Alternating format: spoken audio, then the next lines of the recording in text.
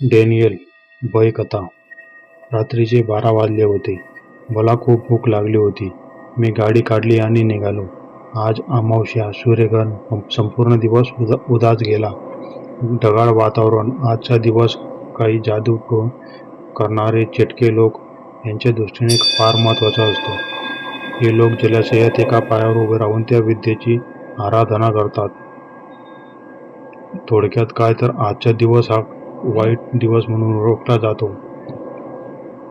मी Shivaji park कॅडरोड वरून चाललो होतो. रस्त्यावर बऱ्यापैकी वर्दळ होतीच, पण का कोण जाणे एक भीतीचा शहारा आला. मी चाललो होतो त्या बाजूलाच एक गल्ली आहे. ती थेट स्मशानात जाते. मी करकतून ब्रेक दाबला.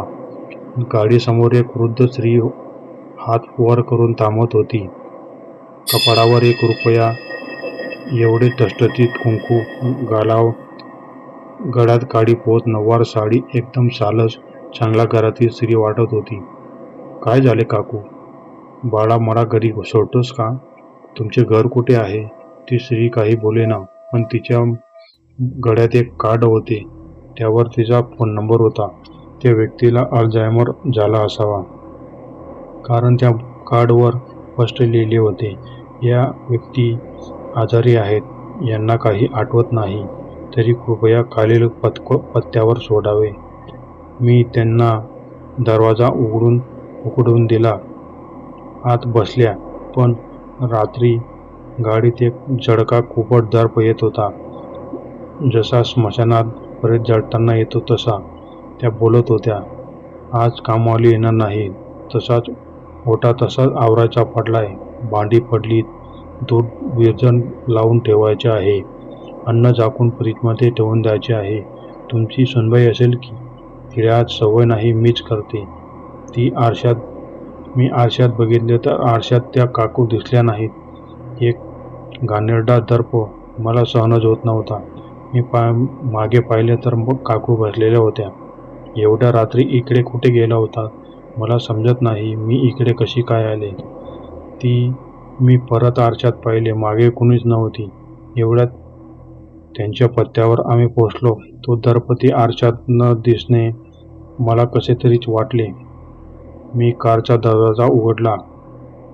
काकू हळूहळू चालत पुढे गेल्या. मग त्यांना लगेच जायची भीती वाटली, कारण ते चालणे हवेत तरंगत असावे असे काहीसे विचित्र होते. हे नेमके काय आहे हे माझ्या लक्षात आलेच. मला परत जायला पण भीती वाटली. समोरच वॉचमन होता. मी त्याला पत्त्यावरील माणसाला भेटायचे आहे असे सांगितले. त्याने फोन लावला. 10 मिनिटे अशीच गेली. हवेत गारठा होता. अनामिक भीती होती. तो काकूंचा मुलगा असावा. मी माझी ओळख करून दिली आणि घडलेला प्रकार सांगितला. तसा तो बोलला, ती माझी आईच होती. अचानक हार्ट अटॅकने वारली. किचनमध्ये पसारा पडला होता. कामे करत होती. धाडकन कोसळली आणि ऑन द स्पॉट गेली. तिला पण समजले नसेल.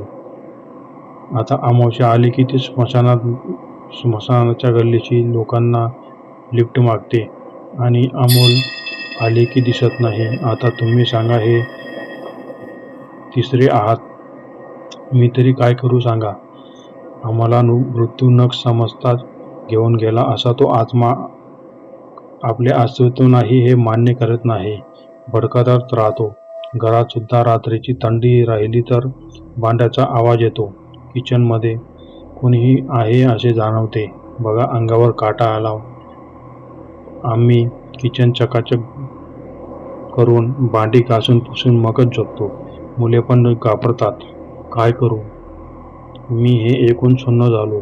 घरी जायची पण भीती वाटत होती. पण परत काकू दिसल्या तर स्मशानाकडे चल बोलल्या तर मी शांतपणे जिप्सी हॉटेलकडे कार वळवली. घरी पण मागून आवाज आला, माझे घर कुठे आहे?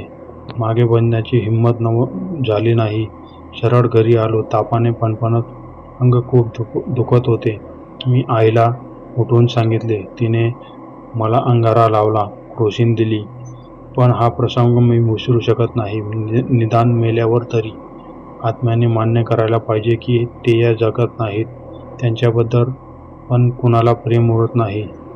मान्य करून ते भटकतच राहतात. समाप्त. जर आपल्याला हा भाग आवडला तर लाईक करा, शेअर करा आणि कमेंट करा.